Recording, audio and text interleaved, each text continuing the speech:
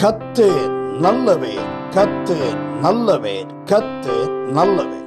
இரட்சகருமாய் இருக்கிற இயேசு கிறிஸ்துவின் இனிய நாமத்தினாலே இந்த 2026 ஆண்டினுடைய முதலாவது கர்த்தருடைய நாளிலே கர்த்தருடைய வார்த்தையை பகிர்ந்து கொள்ளும்படியாய் தேவன் கொடுத்ததான அவருடைய கிருபைகளுக்காய் நான் கர்த்தரை ஸ்தோத்தரிக்கிறேன்.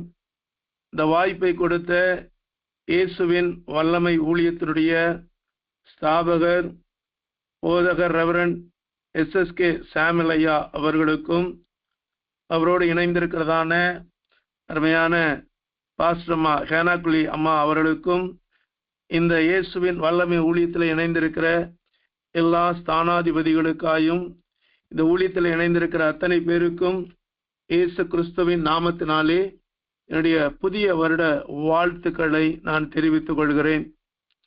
கர்த்தர் நல்லவர் என்பதை ருசித்து பாருங்கள். அவர் மேல் நம்பிக்கையாய் இருக்கிறவன் பாக்கியவான் என்று வேதம் சொல்கிறது. ஆகவே இந்த உலகத்திலே தேவன் மேல் நம்பிக்கையாயிருந்து தேவனுடைய ஆசீர்வாதத்தை சுதந்திரித்துக் கொள்ளும்படியாய் அழைக்கப்பட்ட நீங்களும் நானும் பாக்கியவான்கள் என்று சொல்லி வேதம் சொல்கிறது. இந்த வருடத்திற்கு இயேசுவின் வல்லமை ஊழியத்திற்கு கர்த்தர் கொடுத்ததான அவருடைய வார்த்தையை நான் வாசிக்க விரும்புகிறேன். 1 சாமுவேலின் புஸ்தகம் 26 அதிகாரம் 25 வசனம் இவ்விதமாய் சொல்லப்படுகிறது. 1 சாமுவேலின் புஸ்தகம் 26 அதிகாரம் 25 வசனம். அப்பொழுது சவுல் தாவீதை நோக்கி, என் குமாரனாகிய தாவீதே, நீ ஆசீர்வதிக்கப்பட்டவன், நீ பெரிய காரியங்களை செய்வாய், மென்மேலும் பலப்படுவாய் என்றான். அருமையான தெய்வ பிள்ளைகளே, சவுல் தாவீதை நோக்கி, என் குமாரனாகிய தாவீதே, நீ ஆசீர்வதிக்கப்பட்டவன். ஒருவேளை இந்த வார்த்தைகளை கேட்கும் பொழுது சவுல் தாவீதை ஆசீர்வதித்தார் அல்லது ஆசீர்வதிக்கப்பட்டவன் என்று அந்த நாளிலே சவுல் தாவீதை பார்த்து சொன்னதாக வேதத்திலே எழுதப்பட்டிருக்கிறது. ஆனாலும் அருமையான தெய்வ பிள்ளைகளே, இன்றைக்கு உலக பிரகாரமாக நீங்களும் நானும் தேவனுடைய பிள்ளைகளாய் கர்த்தர் நம்மை உருவாக்கி வைத்திருக்கிறார். அவருடைய திட்டத்தின்படி, அவருடைய தீர்மானத்தின்படி தேவனாலே நீங்களும் நானும் இந்த உலகத்திலே ஆசீர்வதிக்கப்படும்படியாய் அழைக்கப்பட்டிருக்கிறோம், தெரிந்து கொள்ளப்பட்டிருக்கிறோம், முன்குறிக்கப்பட்டிருக்கிறோம், தேவனுடைய கரத்தினாலே மூடி மறைக்கப்பட்டிருக்கிறோம்.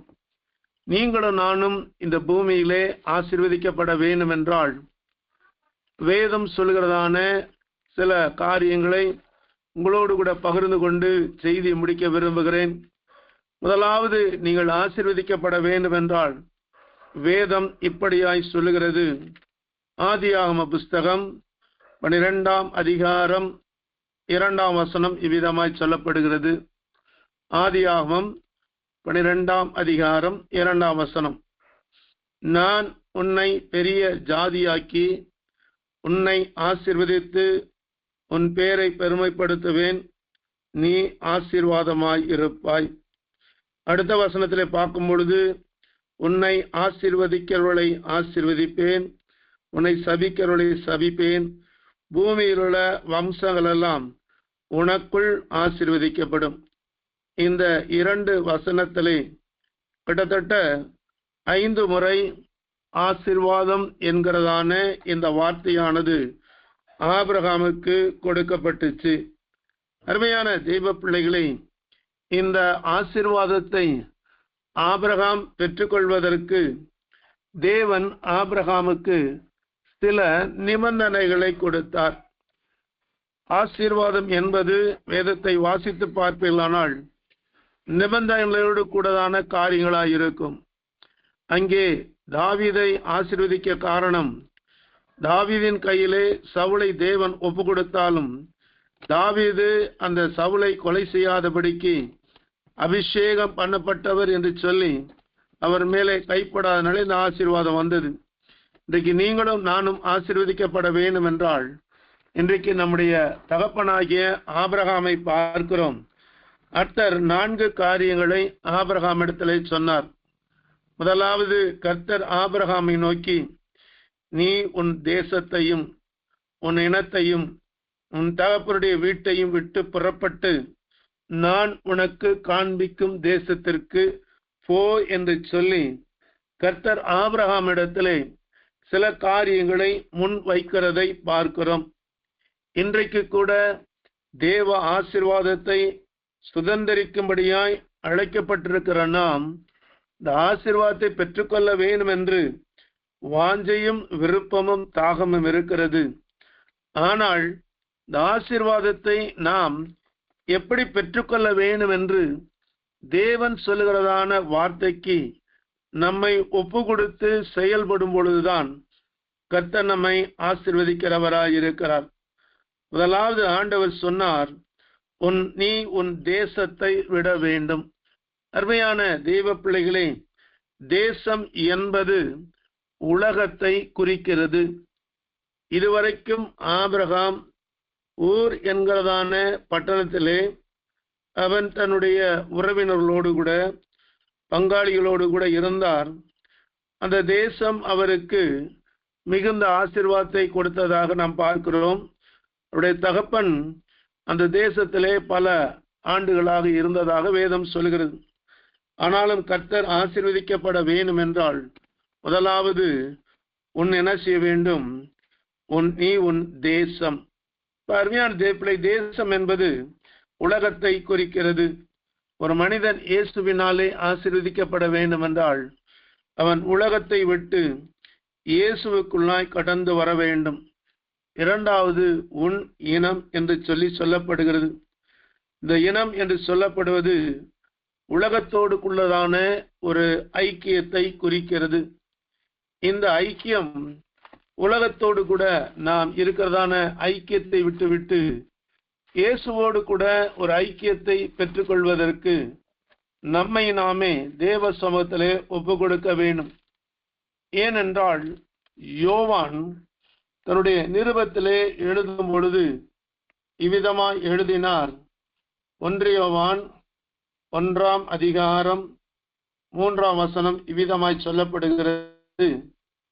1 யோவான் 1ஆம் அதிகாரம் 3ஆம் வசனம், நீங்களும் எங்களோட ஐக்கியம் உள்ளவர்களாய் மாறும்படியாக நாங்கள் கண்டும் கேட்டும் இருக்கிறதை உங்களுக்கு அறிவிக்கிறோம். எங்களுடைய ஐக்கியம் பிதாவோடும் அவருடைய குமாரனாகிய இயேசு கிறிஸ்துவோடும் கூட இருக்கிறது.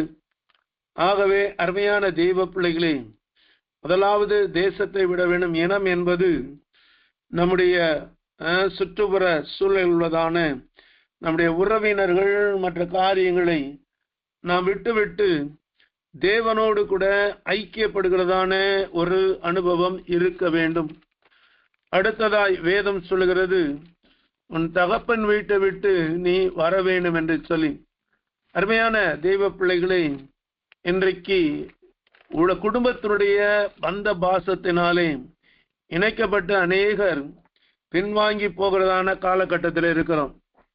இந்த சூழ்நிலைகள் எப்படி வரும் என்றால், அவருடைய குடும்பத்திலே ஏதாவது ஒரு விசேஷங்கள் நடந்துவரும்போது இவர்கள் போய் அந்த குடும்பத்தினர் செய்கிறதான அந்த காரியங்களிலே, உலக பிரகாரமாய் செயல்படுகிறதான காரியங்களிலே இவர்களும் தங்களை ஈடுபடுத்தி கொண்டு உலகத்தினாலே வருகிறதான அந்த தேவையில்லாத காரியங்களுக்குள்ளாய் தங்களை ஈடுபடுத்திக் கொள்கிறதை நாம் பார்க்கிறோம்.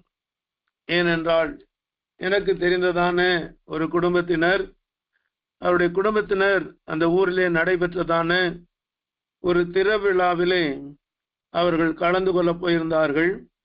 இந்த திருவிழாவிலே கலந்து கொண்டு பின்பாக வந்த பொழுது அவர்களுக்குள்ளாய் ஒரு பலத்த போராட்டம் வர ஆரம்பித்தது. நன்றாக இருந்த தேவ பிள்ளைகள் போராட்டத்துக்குள்ளாய் கடந்து போனாங்க. அப்ப ஜெபித்த பொழுது அந்த ஆவி சொன்னிச்சு, என் இடத்துல வந்து என்னை நோக்கி பார்த்தான், ஆகவே இவனை நான் பிடித்து கொண்டேன் என்று சொல்லி.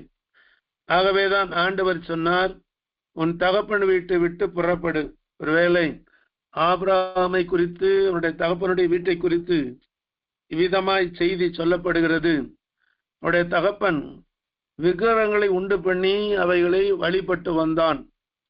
ஆனால் வேதத்தை வாசிக்கும் பொழுது இந்த ஆபிரகாம் நோவாவுடைய செய்தியை கேட்டு ஆண்டவருக்குள்ளாய் கடந்து வந்தார் என்று சொல்லி சரித்திரத்திலே நாம் பார்க்கிறோம். ஏனால் நோவா மரிப்பதற்கு முன்பாகவே ஆபிரகாம் பிறந்தார்.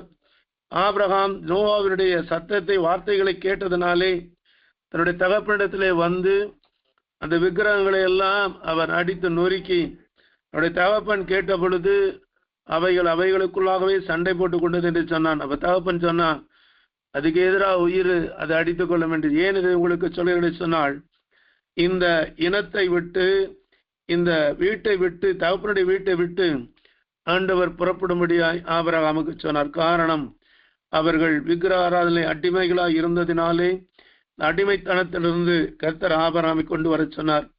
அடுத்தது சொன்னார், நான் உனக்கு காண்பிக்கும் தேசத்துக்கு போ. அருமையான தெய்வ பிள்ளைகளை, இன்றைக்கு ஆண்டவர் இந்த ஆசீர்வாதத்தை தருவதற்கு ஆண்டவர் நான் உனக்கும் காண்பிக்கும் தேசத்துக்கு போ என்று சொன்ன ஆண்டவர், இன்றைக்கு தேவன் ஆபிரகாமுக்கு கொடுத்த ஆசீர்வாதமாகிய ஆபிரகாமை ஆசீர்வதித்து பெருமைப்படுத்தியது போல இன்னைக்கு கர்த்தர் உங்களையும் என்னையும் பெருமைப்படுத்த விரும்புகிறார். அப்படி என்றால் ஆபிரகாம் 4 காரியங்களை செய்தார். முதலாவது, தேசம், இனம், தகப்பன் வீட்டை விட்டு தேவன் காண்பித்த தேசத்துக்கு புறப்பட்டு போ என்றார்.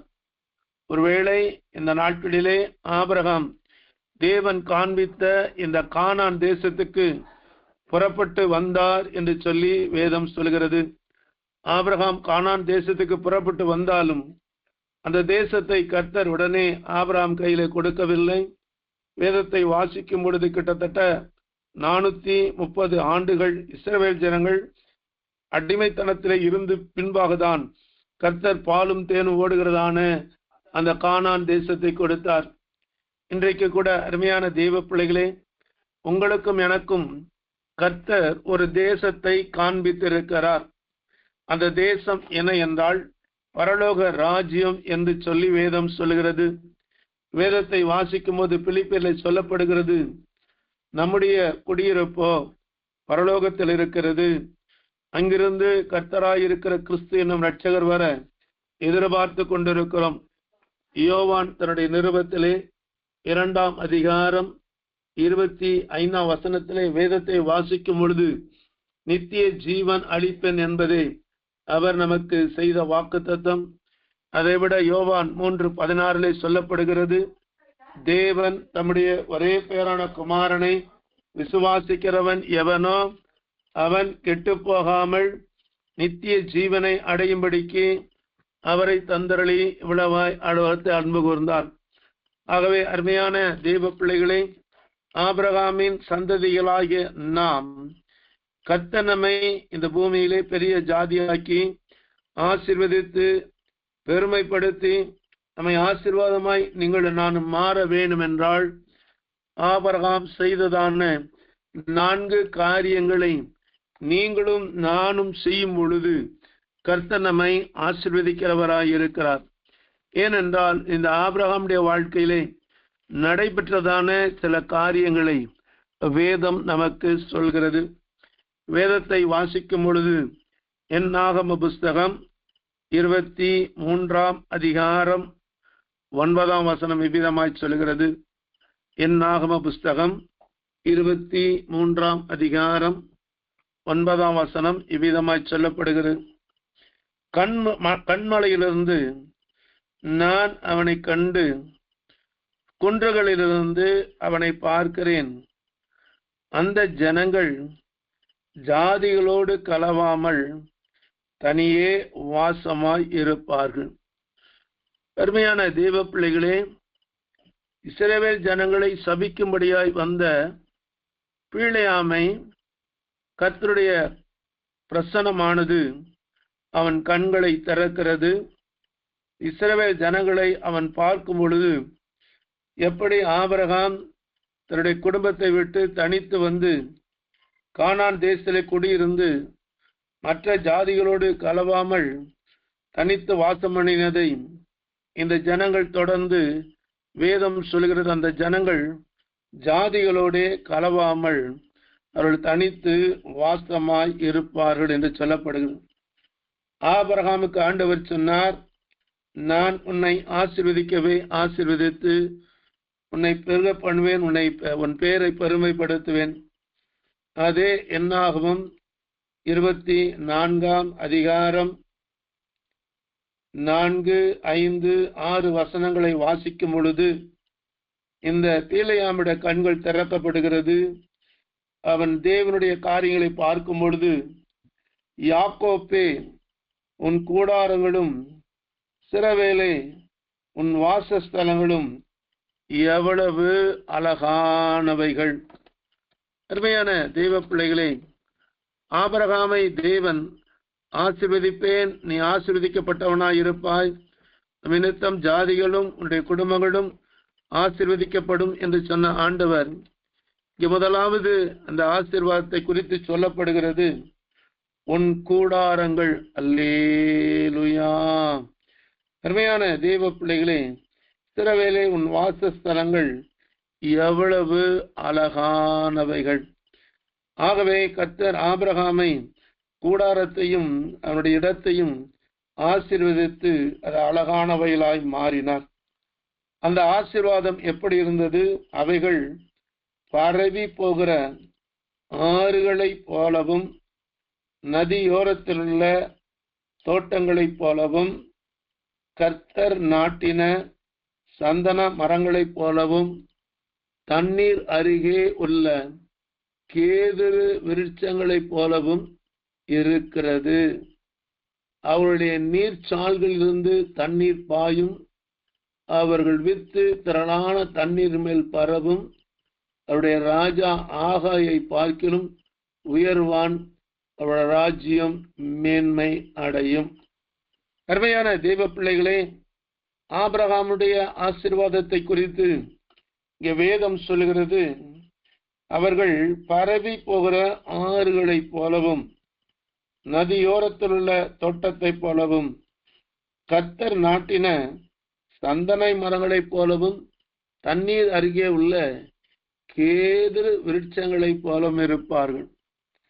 அருமையான தெய்வ பிள்ளைகளை, வேதத்தை வாசிக்கும் பொழுது இங்கே சொல்லப்படுகிறான சில மரங்களை குறித்து வேதம் சொல்கிறது. கர்த்தர் நாட்டின சந்தன மரம். ஒருவேளை எத்தனை பேர் இந்த சந்தன மரங்களை குறித்து பார்த்துகிறது தெரியாது. மிஷனரி ஊழியத்தின் நிமித்தமாய் சித்தேரி என்கிறதான மலைப்பகுதிகளிலே சில மாதங்கள் தங்கி ஊழியத்துக்கு போயிருந்த பொழுது இந்த சந்தன மரங்களை குறித்து நான் கேள்விப்பட்டேன். இந்த சந்தன மரமானது அதிகமான ஆசீர்வாதத்தை தருகிறதான ஒரு மரம். இந்த மரமானது நன்றாக வளர்ந்து முதிர்ந்த பிறகு அந்த மரம் தானாகவே காய்ந்து அதற்கு பின்பாக அந்த மரத்துக்குள்ளாய் மிகுந்த வாசனை வரும். இந்த மரத்தினுடைய தூள்களே ஒரு நெருப்பிலே போடும் பொழுது அது மிகுந்த வாசனை கொடுக்கும். அப்படி என்றால் விலையுயர்ந்த மரமாய் மாறுகிறதே போல கேதுரு விருட்சங்கள் என்பது வேதத்தை வாசிக்கும் பொழுது அது நீண்ட நாட்களாக அது ஆசீர்வாதமாக இருந்து உயர வளர்ந்து விலை மதிக்க முடியாத ஒரு மரமாய் இருக்கிறது. நான் உங்களுக்கு சொல்லட்டும், கர்த்தர் ஆபிரகாமை ஆசீர்வதித்த பொழுது அவனை மட்டும் ஆசீர்வதிக்கவில்லை. இன்றைக்கும் ஆபிரகாமின் சந்ததியாகிய இஸ்ரவேல் ஜனங்களை நாம் பார்த்து கொண்டிருக்கிறோம். ஒருவேளை உலகத்திலே கண்டுபிடிப்புகளிலே அநேக கண்டுபிடிப்புகள் ஆபிரகாமின் சந்ததியாகிய யூதர்களாலே கண்டுபிடிக்கப்பட்டதாக சரித்திரம் சொல்கிறது. அதே போல இன்றைக்கு உலகத்திலே அதிகமான பணம் உள்ள நாடாக யூத ஜனங்கள் இருக்கிறார்கள். சராசரி உலகத்தில் உள்ள 100 ரூபாயிலே கிட்டத்தட்ட 25 ரூபாய் இஸ்ரவேல் மக்கள் கையில் இருப்பதாக சொல்லப்படுகிறது. ஏன் இதை உங்களுக்கு சொல்கிறேன்? கர்த்தர் ஆபிரகாமை ஆசீர்வதித்தது போல இன்றைக்கு உங்களையும் என்னையும் தேவன் உலக பிரகாரமான ஆசீர்வாதங்களை விட ஆவிக்குரிய ஆசீர்வாதங்களாலே நம்மை தேவன் ஆசீர்வதிக்க விரும்புகிறார். வேதம் அழகாய் சொல்கிறது.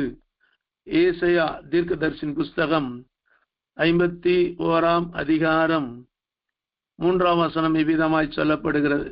2 வசனம் விதமாய் சொல்லப்படுகிறது.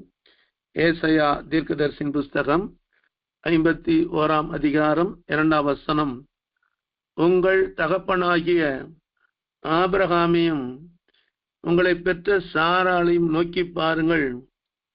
அவன் ஒருவனாய் இருக்கையில் நான் அவனை அழைத்து அவனை ஆசீர்வதித்து பெருக பண்ணினேன் என்று சொல்லி ஆண்டவர் ஆபிரகாமுக்கு மிகப்பெரிய ஆசீர்வாதத்தை கொடுத்தார் என்று சொல்லப்படுகிறது. ஆபிரகாமின் சந்ததிகளாகிய நமக்கு தேவன் இன்றைக்கும் ஒரு பெரிய ஆசீர்வாதத்தை அவர் நமக்கு வைத்திருக்கிறார். இந்த ஆசீர்வாதம் என்ன என்றால், எபேசியர் எழுதின புஸ்தகம் 1 அதிகாரம் 3 வசனம் இவ்விதமாய் சொல்லப்படுகிறது. எபேசியர் 1 அதிகாரம் 3 வசனம், நம்முடைய கர்த்தராகிய இயேசு கிறிஸ்துவின் பிதாவாகிய தேவனுக்கு ஸ்தோத்திரம். அவர் கிறிஸ்துவுக்குள் உன்னதங்களிலே ஆவிக்குரிய சகல ஆசீர்வாதத்தினாலும் நம்மை ஆசீர்வதித்திருக்கிறார். அருமையான தேவ பிள்ளைகளே, பழைய ஏற்பாட்டு விசுவாசிகளுக்கும் புதிய ஏற்பாட்டு விசுவாசிகளுக்கும் வாக்குத்தத்தமானது கொடுக்கப்பட்டது. ஒருவேளை வாக்குத்தத்தம் என்பது பழைய ஏற்பாட்டு புஸ்தகத்திலே நிரம்பி இருக்கிறது. ஆனால் புதிய ஏற்பாட்டு புஸ்தகத்தை பார்ப்பீர்களானால் வாக்குத்தத்தங்கள் மிகவும் குறைவாய் இருக்கிறது. காரணம், பழைய ஏற்பாட்டு விசுவாசிகளுக்கு வாக்குத்தத்தத்தை உடையவராகிய இயேசு கிறிஸ்து வெளிப்படவில்லை. ஆனால் புதிய ஏற்பாட்டு விசுவாசிகளாகிய உங்களுக்கும் எனக்கும் வாக்குத்தத்தத்தை நிறைவேற்றுகிற இயேசுவே நம்மோடு கூட இருக்கிறார். அல்லேலூயா. கிறிஸ்துவுக்குள் உன்னதங்களிலே ஆவிக்குரிய சகல ஆசீர்வாதங்களினாலும் கர்த்தர் நம்மை ஆசீர்வதித்திருக்கிறார்.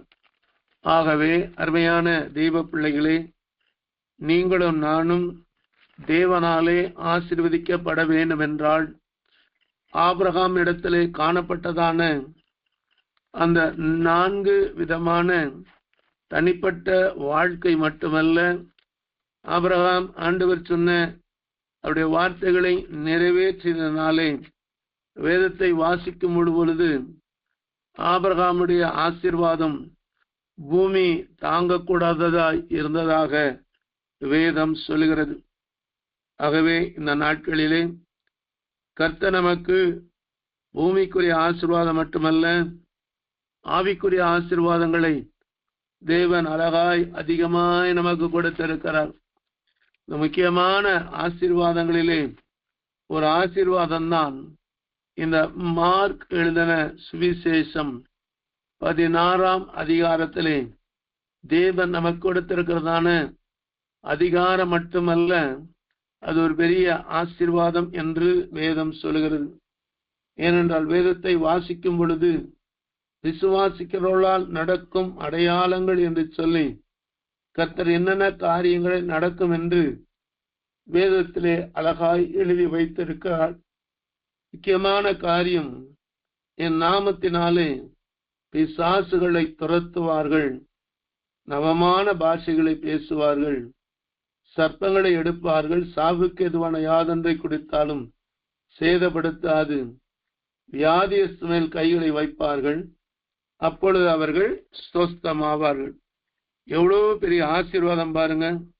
ஒருவேளை இன்றைக்கு மனிதர்கள் தங்களுடைய சுகத்துக்காக டாக்டரிடத்திலே போகும் பொழுது பல லட்சங்களை செலவழித்து பரிதாபமான ஒரு சூழ்நிலைக்குள்ளே வருகிறார்கள். கடந்த நாட்களிலே எனக்கு அறிமுகமான ஒரு சகோதரனோடு பேசிக் கொண்டிருந்தேன். அவருக்கு ஏற்பட்டதான பலவீனத்தின் நிமித்தமாய் நல்ல ஒரு தேவ மனிதன் ஆஸ்பத்திரியிலே அட்மிட் ஆனார். அவருக்கு ஏற்பட்டதான இந்த காரியங்கள் சிறிய அளவிலே முடிந்துவிடும் என நினைக்கப்பட்டது.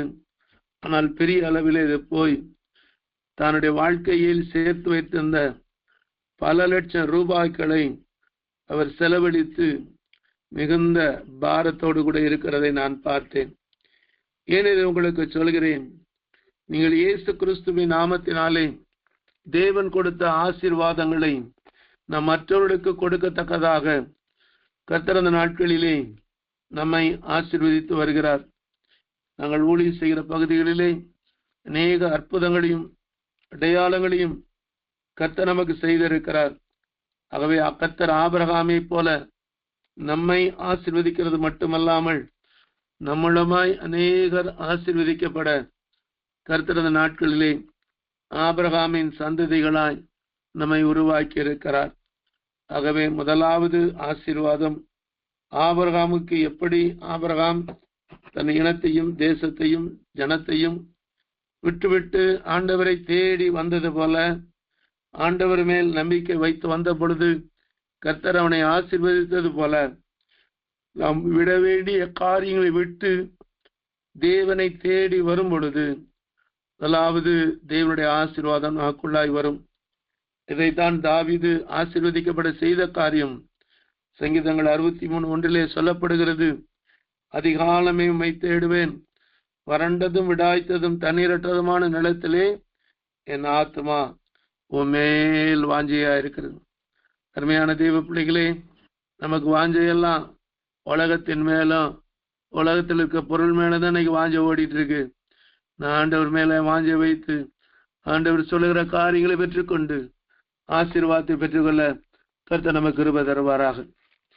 இரண்டாவது, நாம் ஆசீர்வாதத்தை பெற்றுக்கொள்ள வேண்டும் என்றால் வேதம் சொல்லுகிறதான ஒரு காரியம் என்ன என்றால், யாத்திராகம புஸ்தகம் 20ஆம் அதிகாரம் 24ஆம் வசனத்தை நாம் பார்க்கலாம்.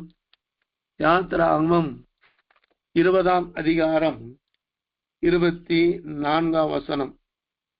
மண்ணினாலே பலிபீடத்தை எனக்கு உண்டாக்கி அதன் மேல் உன் ஆடுகளையும் உன் மாடுகளையும் சர்வாங்க தகன பலியாகவும் சமாதான பலியாகவும் செலுத்துவாயாக.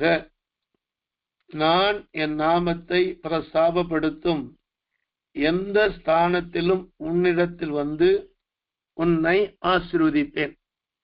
அருமையான தெய்வ பிள்ளைகளே, முதலாவது ஆபிரகாம் இந்த 4 காரியங்களை விட்டு வந்ததினாலே கர்த்தர் ஆபிரகாமை ஆசீர்வதித்தார் என்று சொல்லி நாம் பார்த்தோம்.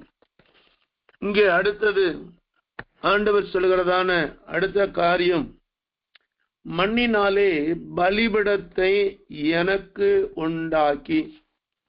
நாட்களிலே அருமையான தெய்வ பிள்ளைகளை, கர்த்தருக்கென்று பலிபீடத்தை உண்டாக்கி தேவ பிள்ளைகளாகிய நாம் வேதம் சொல்லுகிறது என்ன செய்ய வேண்டுமாம்?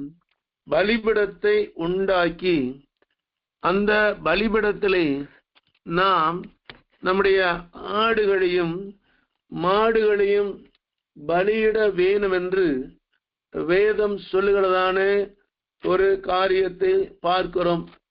ஏனென்றால் இன்றைக்கு அருமையான தேவ பிள்ளைகளே, இந்த ஆராதனை என்பது இன்றைக்கு பல விதங்களிலே நாகரிகமாய் போய்விட்டது. அநேக நேரங்களிலே நாளெல்லாம் சிறு பிள்ளையா இருக்கும் பொழுது நாங்கள் போகிறதான சபையிலே சேரே இருக்காது. மிகுந்த பலவீனமா இருக்கிற ஒரு சிலருக்கு மட்டும்தான் சேர் இருக்கும். மற்றவர்கள் எல்லாரும் கீழே உட்கார்ந்து கர்த்தரை ஆராதித்த நாட்கள் போய்விட்டு இன்றைக்கு சொகுசாய் கர்த்தரை ஆராதிக்கிற காலங்கள் வந்துவிட்டது. எல்லா இடங்களிலும் ஃபேன் வசதி, ஏசி இதெல்லாம் இருக்கக்கூடாது என்று சொல்லவில்லை.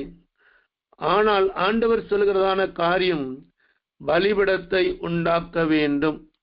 அப்ப பலிபீடத்தை உண்டாக்க வேண்டும் என்றால் அதுல என்ன பிரச்சனை இருக்கிறது என்று சொன்னால், வேதத்திலே வாசிக்கிறோம், ஒன்று ராஜாக்களின் புஸ்தகம் 18ஆம் அதிகாரம் 30ஆம் வசனம் இவ்விதமாய் சொல்லப்படுகிறது. ஒன்று ராஜாக்களின் புஸ்தகம் 18ஆம் அதிகாரம் 30ஆம் வசனம். அப்பொழுது எலியா சகல ஜனங்களையும் நோக்கி என் கிட்டே வாருங்கள் என்றான். சகல ஜனங்களும் அவன் கிட்டே வந்தபொழுது தகர்க்கப்பட்ட கர்த்தருடைய பலிபீடத்தை அவன் செப்பனிட்டான். அல்லேலூயா. அருமையான தெய்வ பிள்ளைகளே, நாம் ஆராதனைக்கு போகும் பொழுது எத்தனை பேர் செப்பனிட, அதாவது தகர்க்கப்பட்ட கர்த்தருடைய பலிபீடம், அப்படி என்றால் நீங்க நினைப்பது போல பலிபீடம் அந்த நாட்களே கர்த்தருக்கென்று ஒரு பலிபீடம் கட்டப்பட்டுச்சு. ஆனால் வேதம் சொல்கிறது அந்த பலிபீடம் நீங்களே என்று வேதம் சொல்கிறது. 1 கொரிந்தியர் 3ஆம் அதிகாரம் 16 வசனத்தில் வாசிக்கும் பொழுது, நீங்கள் ஜீவனுள்ள தேவனுடைய ஆலயமாய் இருக்கிறீர்கள் என்றும் தேவனுடைய ஆவி உங்களில் வாசமாய் இருக்கிறது என்றும் அறியாதிருக்கிறீர்களா? ஆகவே அருமையான தெய்வ பிள்ளைகளே, இன்றைக்கு நாம் ஜீவனுள்ள தேவனுடைய ஆலயமாய் இருக்கிறோம். இன்றைக்கு ஆலயத்துக்கு போய் பலியிடும் பொழுது அநேருடைய பலியானது கர்த்தராலே ஏற்றுக்கொள்ளப்பட முடியாத பலியாக, அது எப்படி இந்த காயினுடைய பலி தள்ளப்பட்டதோ தள்ளப்படுகிறதான ஒரு சூழ்நிலைக்குள்ளாய் இருக்கிறது. காரணம் வேதம் இவ்விதமாய் சொல்லப்படுகிறது.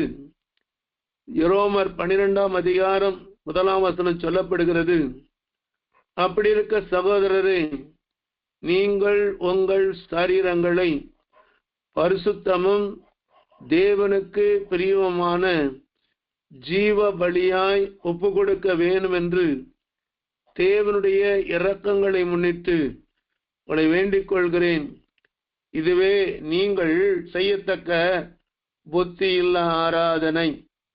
மண்ணினாலே பலிபீடத்தை உண்டாக்கி ஆண்டவருக்கு பலியிட சொன்ன ஆண்டவர், அதன் மேல் ஆடுகளின் சர்வாங்க தகன பலிகளை செலுத்தும்படியாய் சொன்ன ஆண்டவர், முதலாவது ஆண்டவர் சொன்னார், தகர்க்கப்பட்ட பலிபீடத்தை நீங்களும் நானும் செப்பனிடப்பட வேண்டிய நாட்களுக்குள்ளாய் இருக்கிறோம். அந்த செப்பனிடப்பட வேண்டியது எப்படி என்பதை ரோமர் 12ஆம் அதிகாரத்திலே சொல்லப்படுகிறது. உங்கள் சரீரம், அருமையான தெய்வ பிள்ளைகளே, வேதத்தை வாசிக்கும் பொழுது தேவனுடைய ஆலயம் பரிசுத்தமாய் இருக்கிறது. நீங்களே அந்த ஆலயம்.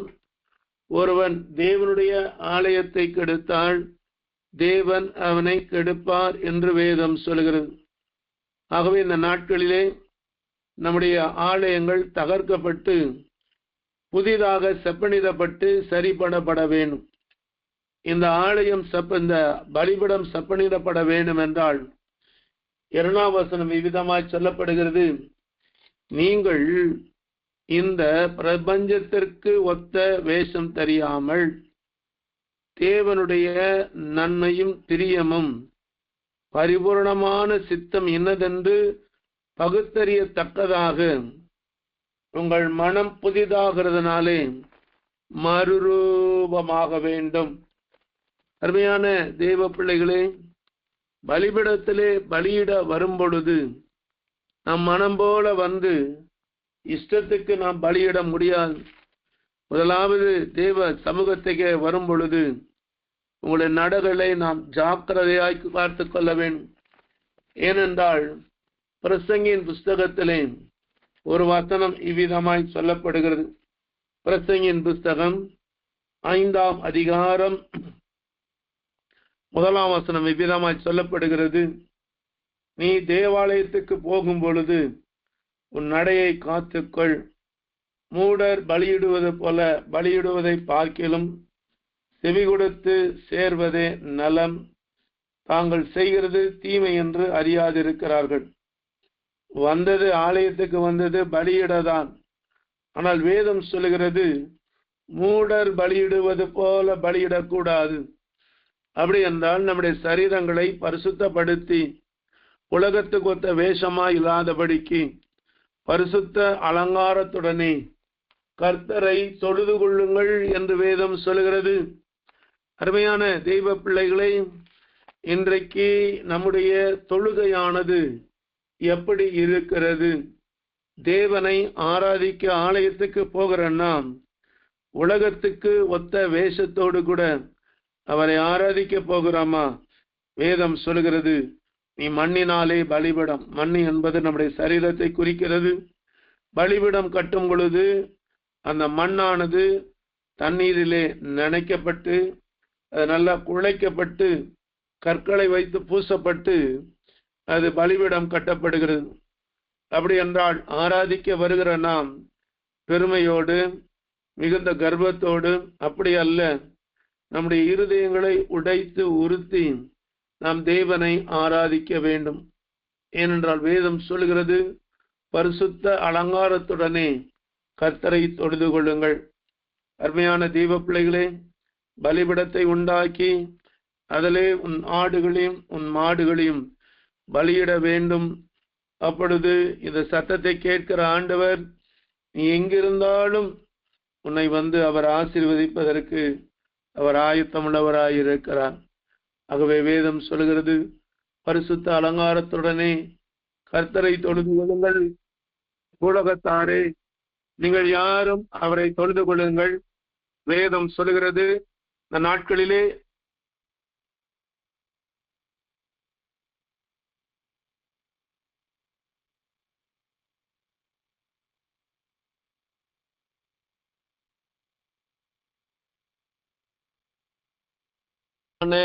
தேவ பிள்ளைகளாய் நாம் மாற வேண்டும்.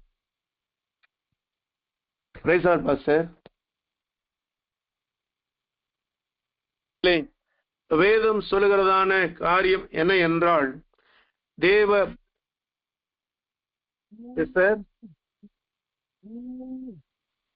சொல்லுங்க பாஸ்.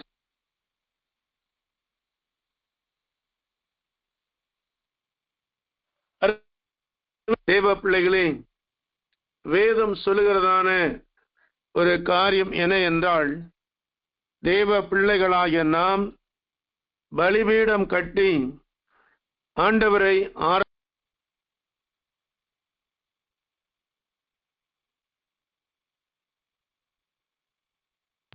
அருமையான தேவ பிள்ளைகளே, இந்த நாட்களிலே தேவ பிள்ளைகளாகிய நாம் அதிகமாய் கர்த்தரை ஆராதிக்கிற மக்களாய் நாம் இருக்க வேண்டும்.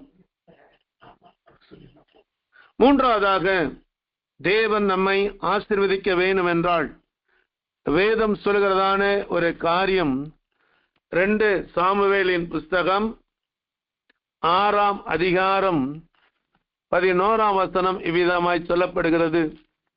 2 சாமுவேலின் புஸ்தகம் 6ஆம் அதிகாரம் 11ஆம் வசனம் இவ்விதமாய் சொல்கிறது, கர்த்தருடைய பெட்டி கர்த்தருடைய பெட்டி கீத்தியனாகிய ஓபேத் ஏதேமின் வீட்டில் 3 மாதம் இருக்கையில் கர்த்தர் ஓபேத் ஏதேமையும் அவன் வீட்டார் அனைவரையும் ஆசீர்வதித்தார். அல்லேலூயா. இன்றைக்கு குடும்பங்களிலே இருக்கிற ஆசீர்வாதம் பாதி பேருக்கு இருக்குது, பாதி பேருக்கு ஆசீர்வாதம் இல்லை. ஆனால் இங்கே வேதம் சொல்லுகிறது, கர்த்தருடைய பெட்டி 3 மாதம். வேதத்தை வாசிக்கும் பொழுது தேவனுடைய பெட்டி நிமித்தமாய் கர்த்தர் ஓபேத் ஏதேமின் வீட்டையும் அவனுக்கு உண்டான எல்லாவற்றையும் ஆசீர்வதித்தார் என்று தாவீது ராஜாவுக்கு அறிவிக்கப்பட்ட பொழுது, அப்பொழுது தாவீது தேவனுடைய பெட்டியை ஓபேத் ஏதேமின் வீட்டிலிருந்து தாவீதின் நகரத்துக்கு மகிழ்ச்சியோடு கொண்டு வந்தான். அல்லேலூயா. இந்த தேவனுடைய பெட்டியிலே கர்த்தருடைய வசனம் இருந்தது, அங்கே மன்னா இருந்தது, ஆரோனுடைய துளிர்த்த கோல் இருந்ததாக வேதத்திலே நாம் வாசிக்கிறோம்.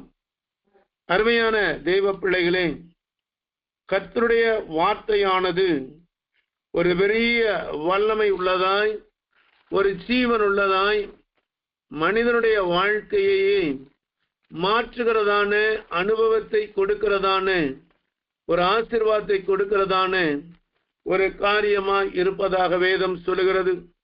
நேரம் அதிகமாய் கடந்து போவதனாலே இந்த வேதத்தை குறித்ததான ஒரே ஒரு வசனத்தை நான் உங்களுக்கு சொல்ல விரும்புகிறேன். எபிரேயர் புஸ்தகம் 4ஆம் அதிகாரம் 12 வசனம் இவ்விதமாய் சொல்லப்படுகிறது. எபிரேயர் 4:12 தேவனுடைய வார்த்தையானது, இந்த வார்த்தை ஏதோ மனிதனுடைய வார்த்தை அல்ல, தேவனுடைய வார்த்தையாய் இருக்கிறது. இந்த வார்த்தைக்கு முதலாவது ஜீவன் இருக்கிறது. உலகத்திலே எத்தனையோ வேதங்கள் இருக்கிறது. அவைகளெல்லாம் மனிதனாலே எழுதப்பட்டதான வேதங்கள். அந்த வேதங்கள் ஒரு தனிப்பட்ட மனிதனாலே எழுதப்பட்டு ஜனங்களுக்கு கொடுக்கப்பட்டதாக சொல்லப்படுகிறது. ஆனால் நம்முடைய வேதமோ கிட்டத்தட்ட 1500 ஆண்டுகள் 40 தேவ மனிதர்களாலே வித்தியாசமான பின்னணியிலே தேவ ஆவியினாலே ஏவப்பட்டு தேவ வசனமாய் இருக்கிறது. அருமையான தேவ பிள்ளைகளே, தேவனுடைய வார்த்தை ஜீவன் உள்ளதாய் இருக்கிறது. அடுத்தது, அந்த வார்த்தைக்கு ஒரு பெரிய வல்லமை இருப்பதாக வேதம் சொல்லுகிறது. அதைவிட அந்த வார்த்தை குறித்து வேதம் சொல்லுகிறது, அது இருபுறமும் கருக்குள்ளதாயும் எந்த பட்டயத்திலும் கருக்கானதாயும் ஆத்மாவையும் ஆவியையும் கணுக்களையும் பிரிக்கத்தக்கதாக, ஊனையும் பிரிக்கத்தக்கதாக, உருவ குத்துகிறதாயும், இருதயத்தின் நினைவுகளை வகை அறுக்கிறதாயும் இருக்கிறது. அருமையான தெய்வ பிள்ளைகளே, ஒரு மனிதனுடைய வாழ்க்கையை மேன்மைப்படுத்துகிறதான, உயர்த்துகிறதான உலகத்திலே ஒரு ஐஸ்வர்யம் இருக்கும் என்றால் அதுதான் தேவனுடைய வார்த்தை. இந்த வார்த்தையானது ஒரு மனிதனுக்கு ஜீவனை கொடுக்கிறது மட்டுமல்லாமல் நித்திய ஜீவனுக்கு நேராய் அந்த மனிதனை வழிநடத்துகிறது. அடுத்தது, அந்த வார்த்தையானது ஒரு பெரிய வல்லமை உள்ளதாக இருக்கிறது. ஏனென்றால் இந்த வார்த்தைக்கு எல்லா நாமங்களும் முழங்கால் படியிடும் என்று சொல்லப்படுகிறது. இன்று காலை எங்களுடைய ஆலயத்திலே ஒருவருக்காக ஜெபித்துக் கொண்டிருந்த பொழுது ஒரு பயங்கரமான பொல்லாத ஆவி அது சில காரியங்களை பேசிக்கொண்டு சில காரியங்களை சொல்லிக் கொண்டிருந்தது. நான் இப்ப சொன்னேன், நான் தேவனுடைய ஆசீர்வாதத்தினாலும் வார்த்தையினாலும் வருகிறேன். கர்த்தருடைய வார்த்தையானது வல்லமை உள்ளது, அது ஜீவனை கொடுக்கக்கூடியது. பொல்லாத கிரியைகளின் மேலே தேவனுடைய வல்லமை இறங்கி அற்புதங்களை செய்யக்கூடிய தேவனுடைய வார்த்தை. வேதம் சொல்லுகிறது, வசனத்தை அனுப்பி குணமாக்குகிறார் என்ற வார்த்தையின்படியாய் இந்த வார்த்தைக்குள்ளாய் ஒரு பெரிய மெடிசன்ஸ், சுகமளிக்கிற வல்லமை இருக்கிறதை நான் அதிகமாய் கண்டிருக்கிறேன். சில நேரங்களிலே நடு இரவிலே சில குடும்பத்திலே இருக்கிறதான சில போராட்டங்கள் நிமித்தமாய் என்னிடத்தில் ஜெபிப்பதற்காக ஜெபிப்பாங்க. இப்பொழுது ஜெபிக்கும் பொழுது இயேசுவின் வல்லமை ஊழியத்திலே நாம் கற்றுக்கொண்டதான ஒரு பாடம், தேவனுடைய வார்த்தைகளை சொல்லி நாம் ஜெபிக்க வேண்டும். தேவனுடைய வார்த்தைகளுக்குள்ளாய் நாம் வரும் பொழுது அது மிகுந்த ஆசீர்வாதத்தை கொடுக்கும் என்று போதர் நமக்கு கற்றுக் கொடுத்ததினாலே இந்த வார்த்தைகளை சொல்லி ஜெபிக்கும் பொழுது அதோடு முடிந்துவிடும். அடுத்த நாள் அவர்களை காலையிலே விசாரித்தால், ஐயா, நீங்க ஜெபித்த வசனத்தை சொல்லி ஜெபித்த போதே அந்த குழந்தை அமைதியாய் தூங்கிவிட்டது, அது இப்பொழுதும் தூங்கி கொண்டிருக்கிறது என்று சொல்லுகிற வார்த்தைகளை கேட்டிருக்கிறேன். ஒரு முறை சபையில் உள்ள ஒரு விசுவாசி இரவு ஒரு 12 மணிக்கு மேலாக பயங்கரமான ஒரு போராட்டத்துக்குள்ள இருந்தாங்க. நான் தூரமான ஒரு இடத்திற்கு போயிருந்த பொழுது அந்த தெய்வ மனிதன் அவர் பேசின, ஐயா, என்னுடைய மனைவி மிகுந்த போராடி கொண்டிருக்கிறது, ஆவி அவரை தூங்க விடாதபடி அலக்கழித்து கொண்டிருக்கிறது, சில மணி நேரங்களாய் போராடி கொண்டிருக்கிறோம் என்று சொன்னாங்க. கர்த்தருடைய வார்த்தையை சொல்லி ஜெபித்த பொழுது அதோடு அந்த ஆவி வெளியே போனது. பல நாட்கள் தூங்க முடியாத அந்த சகோதரி பல மணி நேரங்கள் தூங்கினாள் என்று ஏன் இதை உங்களுக்கு சொல்கிறேன்? தேவனுடைய வார்த்தை வல்லமுள்ளதா இருக்கிறது. இது இருபுறமும் கருக்குள்ள எந்த பட்டைகளிலும் கருக்கானதாயும் ஆத்மாவையும் ஆவியும் கணுக்களையும் ஊனையும் பிரிக்கத்தக்க உருவ குத்துகிறதாய் இருக்கிறது. அருமையான தெய்வ பிள்ளைகளே, பேதுருடைய வாழ்க்கையிலே நாம் பார்க்கும் பொழுது அது சொல்லப்படுகிறதான ஒரு காரியம் என என்றால், பேதுரு பேசிக்கொண்டிருக்கிறார். பேசிக்கொண்டிருக்கும் பொழுது அந்த வார்த்தையானது இப்படி சொல்லப்படுகிறது. அப்போஸ்தலர் 2ஆம் அதிகாரம் 37ஆம் வசனம் விவிதமாய் சொல்லப்படுகிறது. இதை அவர்கள் கேட்ட பொழுது இருதயத்திலே குத்தப்பட்டவர்களாய் மாறினார்கள். ஆகவே இந்த நாட்களிலே கர்த்தருடைய வார்த்தையானது மிகுந்த ஆசீர்வாதமாய் அதுவை நாம் பற்றி கொள்ளும் பொழுது அது நமக்கு பெரிய ஆசீர்வாதத்தை தருகிறதாய் இருக்கிறது. அடுத்தது அருமையான தெய்வ பிள்ளைகளே, முதல் காரியம், ஆபிரகாமை போல நாம் பிரிந்து வாழ்கிறதான ஒரு வாழ்க்கைக்கு வரும் பொழுது ஆசீர்வாதம். இரண்டாவதாய் நான் சொன்னேன், நாம் பலிபீடம் கட்டி கர்த்தரை துதிக்கும் பொழுது ஆசீர்வாதம். மூன்றாவதாக நான் சொன்னேன், தேவனுடைய வசனம் நமக்குள்ளாய் இருக்கும் பொழுது நீர்க்கால்கள் வரமாய் நடப்பட்டு தன் காலத்திலே தன் கனியை தந்து இலையுதிராதிருக்கிற மரத்தை போல் இருப்பான், அவன் செய்வதெல்லாம் வாய்க்கும் என்ற வார்த்தையின்படியாய் கர்த்தர் அப்படியாய் மிகுந்த ஆசீர்வாதத்தை தருகிறவராய் இருக்கிறார். நான்காவதாக ஒரு காரியம், சங்கீதங்களின் புஸ்தகம் 118ஆம் சங்கீதம் 26ஆம் வசனத்தை நாம் வாசிக்கலாம். சங்கீதங்கள் 118ஆம் சங்கீதம் 26ஆம் வசனம் இவ்விதமாய் சொல்லப்படுகிறது. சங்கீதங்கள் 118:26, கர்த்தருடைய நாமத்தினாலே வருகிறவர் சோத்தரிக்கப்பட்டவர், கர்த்தருடைய ஆலயத்திலிருந்து உங்களை ஆசீர்வதிக்கிறோம். அருமையான தெய்வ பிள்ளைகளை, இன்றைக்கு விசுவாசிகள் மத்தியிலே காணப்படுகிற ஒரு சோம்பேறியான காரியம், கர்த்தருடைய ஆலயத்திற்கு போய் கர்த்தரை ஆராதிக்கிறதுக்கு பதிலாக ஆன்லைன் என்று பிசாசு ஒரு தந்திரத்தை கொடுத்து ஆலயத்திலே போகாதபடி இது ஆன்லைன்லே ஆராதிக்கிறதான இன்றைக்கு ஜனங்கள் சோம்பேறிகளாய் மாறிவிட்டார்கள். இன்றைக்கு கர்த்தர் சொல்கிறதான காரியம், கர்த்தருடைய ஆலயத்திலே ஆசீர்வாதம் இருக்கிறது. ஆகவேதான் ஆண்டவர் இன்றைக்கு நமக்கு ஓய்வு நாள், கர்த்தருடைய நாள் என்று சொல்லி ஒரு நாளை வைத்து அந்த நாளிலே நாம் போய் கர்த்தரை ஆராதிக்க வேண்டும் என்று கர்த்தர் நமக்கு கட்டளை கொடுத்திருக்கிறார். கர்த்தருடைய கட்டளையை நீ மீறுவாயானால், கர்த்தருடைய காரியங்களை நீ மீறி வருவாயானால் ஒரு நாளும் தேவ ஆசீர்வாதம் உன்னை சூழ்ந்து கொள்ளவே கொள்ளாது.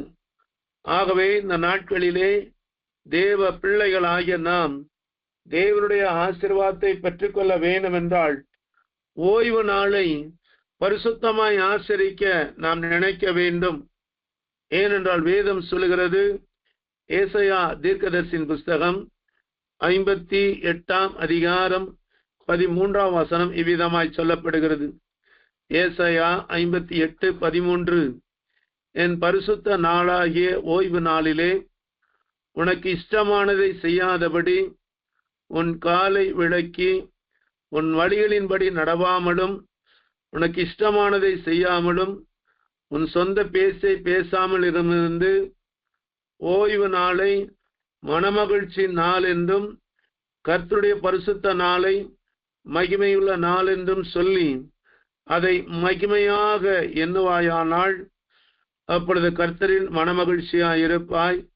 பூமியின் உயர்ந்த இடங்களிலே உன்னை ஏறியிருக்கப்படும்படி பண்ணி உன் தகப்பனாகிய யாக்கோப்புடைய சுதந்திரத்தால் உன்னை போஷிப்பேன்.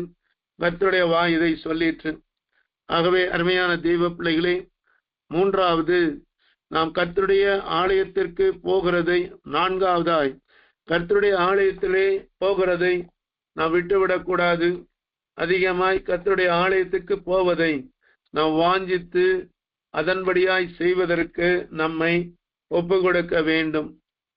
ஆனால் ஐந்தாவதாய் கடைசியாய் நீங்கள் ஆசீர்வதிக்கப்பட வேண்டும் என்றால் வேதம் சொல்கிறது, மல்கியாவின் புஸ்தகம் 3ஆம் அதிகாரம் 10ஆம் வசனம் இவ்விதமாய் சொல்லப்படுகிறது. மல்கியா 3:10 விதமாய் சொல்லப்படுகிறது, என் ஆலயத்தில் ஆகாரம் உண்டாயிருக்கும்படி தசம பாகங்களை எல்லாம் பண்டகை சாலையிலே கொண்டு வாருங்கள்.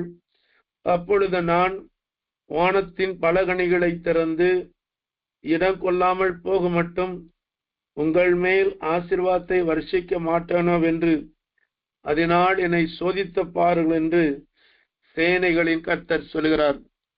அருமையான தெய்வ பிள்ளைகளை, இன்றைக்கு தேவன் கொடுத்திருக்கிறதான இந்த ஆசீர்வாதங்களையும் தசம பாகங்களையும் ஆலயத்திலே கொண்டு வந்து கொடுக்கும்படியாய் கர்த்தர் விரும்புகிறார். இன்றைக்கு ஊழியக்காரர்கள், அநேக ஊழியக்காரர்கள் இந்த தேவை நிமித்தமாய் அதிக கஷ்டப்படுகிறதை பார்க்கிறோம். ஒருவேளை இயேசுவின் வல்லமை ஊழியங்களுக்கு பல லட்சங்கள் இன்றைக்கு தேவைப்படுகிறது. அதை கொடுப்பதற்காக இன்றைக்கு பலரை போதகர் எதிர்பார்த்து கொண்டிருக்கிறார், ஜெபித்து கொண்டிருக்கிறார். நான் உங்களுக்கு சொல்லட்டும், ஒவ்வொருவரும் ஒவ்வொரு கையை சிறு திரும்புதான் களம் தண்ணி தேக்கும் என்று சொல்லபடியாய் சிறுக சிறுக நாம் ஆண்டவருக்காக ஊழியத்துக்காக கொடுக்கும் பொழுது ஒரு நாளும் நாம் குறைந்து போக மாட்டோம். கர்த்தர் ஆசீர்வாதமாகிய அந்த வானத்தின் பலகணிகளை அதிகமாய் கர்த்தர் திறந்து நம்மை ஆசீர்வதிக்கிறவராய் இருக்கிறார். ஏனென்று சொன்னால், இந்த ஆசீர்வாதத்தை நான் அதிகமாய் சுதந்தரித்துக் கொண்டவன். கர்த்தருக்காக கொடுத்து அதிகமாய் சுதந்தரித்துக் கொள்ள வேண்டும். ஒரு சாட்சி சொல்ல வேண்டும் என்றால், நாங்கள் ஊழியத்திலே வந்த பொழுது எங்களுடைய சபையிலே கட்டடம் இல்லை. ஆகவே என்னுடைய மனைவியினுடைய பணத்தையும் எனக்கு வந்ததான பணத்தையும் சபையார் கொடுத்ததான பணத்தையும் எடுத்து ஆலயத்தை கட்டுவதற்காக பிரயாசப்பட்ட பொழுது மனைவி சொன்னாள், நமக்கு பிள்ளைகள் இருக்கிறார்கள், இந்த பிள்ளைகளுடைய படிப்பு திருமண காரியங்களுக்கெல்லாம் வைக்கப்பட்டிருக்கிற அந்த பணத்தை செலவழித்து விட்டால் பிள்ளைகளுடைய நிலைமை எப்படி இருக்கும் என்று. அருமையான தேவ பிள்ளைகளே, விசுவாசத்தோடு கூட கர்த்தருக்கென்று அது கொடுக்கப்பட்டுச்சு. இன்றைக்கு நான் சொல்லட்டும், கர்த்தர் வானத்தின் பலகணிகளை திறந்து இடம் கொள்ளாமல் போக மட்டும் பெரிய ஆசீர்வாதத்தை கொடுத்திருக்கிறார். எந்த பிள்ளைகளுக்காக நாங்கள் யோசித்தோமோ அந்த பிள்ளைகளுடைய உயர்ந்த படிப்பை கர்த்தர் யாருடைய ஒத்தாசையும் இல்லை, கர்த்தரே அதை காரியங்களை வாய்க்க செய்தார். திருமண காரியங்கள் எல்லாம் எந்த கடனும் வாங்காதபடி கர்த்தர் அருமையாய் நேர்த்தியாய் செய்து முடித்தார். ஏன் இதை சொல்கிறேன்? இன்றைக்கு ஜனங்கள் கொடுப்பதிலே மிகுந்த சிக்கனம் பார்க்கிறதை நான் பார்க்கிறேன். வேதம் சொல்லுகிறது, வாரி இறைத்து விருத்தி அடைவாரம் உண்டு, சிக்கனம் பண்ணி தரித்திரம் அடைவாரம் உண்டு. ஆகவே இந்த நாட்களிலே தேவ பிள்ளைகளாகிய நாம் எப்படி சவுல் தாவீதை ஆசீர்வதித்தார். நான் உங்களுக்கு சொல்லட்டும், மனிதர்கள் அல்ல, தேவன் உங்களை ஆசீர்வதிக்க விரும்புகிறார். ஒரு மனிதன் ஆசீர்வதிக்கப்பட வேண்டும் என்றால் வேதத்தில் நிறைய காரியம் இருக்கு. குறிப்பாக 5 காரியங்களை சொன்னேன். முதலாவது, ஆபிரகாமை போல ஒரு பிரிக்கப்பட்ட பரிசுத்தமான வாழ்க்கைக்கு உங்களை ஒப்புக் கொடுங்கள். 2வது, மண்ணினாலே பலிபீடத்தை உண்டாக்கி கர்த்தருக்கு பிரியமான ஆராதனை செய்வதற்கு உங்களை அர்ப்பணியுங்கள். 3வதாய், தேவனுடைய பெட்டி வசனம் உங்கள் வீட்டில் இருக்க எப்பொழுதும் அதை பாதுகாத்துக் கொள்ளுங்கள். 4வதாய், கர்த்தருடைய ஆலயத்தினுடைய காரியங்களை அசட்டை பண்ணாதபடி கர்த்தருடைய ஆலயத்துக்கு செல்லுங்கள். 5வதாய், கர்த்தருக்கு கொடுக்கிற காரியங்களிலே நீங்கள் கஞ்சத்தனம் பண்ணாதபடி வாரி வழங்கி ஆசீர்வாதத்தை பெற்றுக்கொள்ள கர்த்தர் அந்த நாட்களிலே உங்களுக்கு எனக்கு கிருபை தருவாராக. கண்களை மூடி நாம் ஜெபிக்கலாமா? அன்பின் தகப்பனே, இயேசு கிறிஸ்துவின் நாமத்தினாலே நாங்கள் வருகிறோம். நாளிலுமாய் கூட ஆண்டவரே, தாவீதை ஆசீர்வதித்த தேவன், நாங்களும் எப்படி தேவ ஆசீர்வாதத்தை பெற்றுக்கொள்ள வேண்டும் என்று கர்த்தர் எங்களுக்கு கொடுத்ததான இந்த நல்ல தேவனுடைய வார்த்தைக்கு நன்றி செலுத்துகிறோம். தொடர்ந்து தேவனுடைய வார்த்தையிலே பெற்றுக்கொண்ட ஆசீர்வாதங்களை தொடர்ந்து நாங்கள் கடைபிடித்து இந்த வருடத்திலே முடிவதற்குள்ளாகவே ஒரு பெரிய தேவ ஆசீர்வாதம் எங்களுக்குள்ளாய் கடந்து வர தகப்பனே நீர்களுக்கு கிருபை தர முடியாச்சு. தகப்பனே நீர்களுக்கு கிருபை தர முடியாச்சு. இந்த வார்த்தை கேட்ட ஒருவராவது இந்த ஆசீர்வாதத்தை இழந்து விடாதபடி இயேசுவின் வல்லமை ஊழியத்தில் கொடுக்கப்பட்ட அந்த ஆசீர்வாதத்தை நிறைவாய் பெற்றுக்கொள்ள கிருபையும் இரக்கத்தையும் ஒத்தாசையும் பாராட்ட முடியாது ஜெபிக்கிறோம். தொடர்ந்து தேவகர நீட்டப்படட்டும், தாழ்த்தப்படுகிறோம். எல்லா துதிகனமை மக்கு செலுத்துகிறோம். எல்லாவற்றையும் எங்கள் மீட்பெரும் இரட்சகருமாயிருக்கிற இயேசு கிறிஸ்துவின் நாமத்தில் வேண்டுகிறோம் பிதாவே. ஆமேன், ஆமேன், ஆமேன். ஒரு முக்கியமான ஒரு செய்தி இயேசுவின் வல்லமை உள்ளத்தில் எல்லா தேவ பிள்ளைகளுக்கும் சொல்ல விரும்புகிறேன். கொஞ்ச நேரத்துக்கு முன்னாக பாஸ் அவர்கள் சொன்னதான ஒரு செய்தி, அரியலூரிலே ஊழியம் செய்கிறதா கரம் கொடுக்கும் ஊழியத்தினுடைய ஸ்தானாதிபதியா இருக்கிறதான பாஸ்டர் செல்லமுத்துவினுடைய தகப்பனார் கர்த்தருக்குள் நித்திரை அடைந்தார் என்று சொல்லி எல்லா உங்களுக்கு செய்தி சொல்லப்படுகிறது. இதனுடைய மற்ற காரியங்கள், இந்த அடக்க ஆராதனை மற்ற காரியங்களை குறித்ததான காரியங்கள் உங்களுக்கு இயேசுவின் வல்லமை ஊழியத்தில் உள்ளதான அந்த ஆப் மூலமாய் உங்களுக்கு சொல்லப்படும். நம்ம எல்லாரும் சேர்ந்து பாஸ்டர் செல்லமுத்துவனுடைய குடும்பத்துக்காகவும் தகப்பனை இழந்திருக்கிற அந்த குடும்பத்துக்காகவும் எல்லாம் கொஞ்ச நேரம் கர்த்தரை நோக்கி நாம் பார்க்கலாமா? வேதம் சொல்கிறது, நீதிமான்கள் எடுத்துக்கொள்ளப்படுகிறார்கள் என்று சொல்லி. அங்கே இந்த வருடத்திலே முதலாவது நம்முடைய இயேசுவின் வல்லமை ஊழியத்தில் இருக்கிறதான பாஸ்டர் செல்லமுத்து ஐயா அவருடைய தகப்பனார் பொன்னுசாமி அவர்களை கர்த்தருடைய ராஜ்யத்துக்கு கர்த்தர் எடுத்துக்கொண்டார். அந்த குடும்பம் மிகுந்த பாரத்தோடு இருப்பாங்க, வருத்தத்தோடு இருப்பாங்க, கண்ணீரோடு இருப்பாங்க. கர்த்தருடைய துக்கங்களை மாற்றி தெய்வீக சமாதானத்தை தரும்படியாய் ஏற்ற காலங்களிலே உயிர்த்தலின் நம்பிக்கையோடு கூட அந்த சரீரம் நல்லடக்கம் பண்ண முடியாது. எல்லாம் தெய்வ சமத்துல போடுது. கொஞ்ச நேரம் ஆண்டவர் எல்லாரும் ஸ்தோத்தரிக்கலாமா? எல்லாரும் ஸ்தோத்தரிக்கலாமா? ஹல்லேலூயா, ஹல்லேலூயா, ஹல்லேலூயா, ஹல்லேலூயா. மை ஸ்தோத்தரிக்கிறோம், மை ஸ்தோத்தரிக்கிறோம் ஆண்டவரே, மை ஸ்தோத்தரிக்கிறோம். அருமையான ஆண்டவரே, பாஸ்டர் செல்லமுத்து ஐயாவுடைய குடும்பம் மிகுந்த வேதனை எழுந்திருப்பதினால் வேதனையோடு பாரத்தோடு இருக்கிறதை நாங்கள் அறிந்திருக்கிறோம். தயவாயிரை அந்த குடும்பத்துக்கு வேண்டிய ஆறுதலையும் சமாதானத்தையும் தரும்படியாய் ஜெபிக்கிறோம்.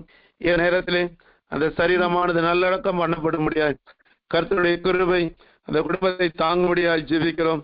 கர்த்தர் கூட இருந்து நடத்துங்க, பெரிய காரியங்களை செய்யுங்க, தாழ்த்தப்படுகிறோம். இயேசு கிறிஸ்துவின் இனிய நாமத்தில் வேண்டுகிறோம் பிதா.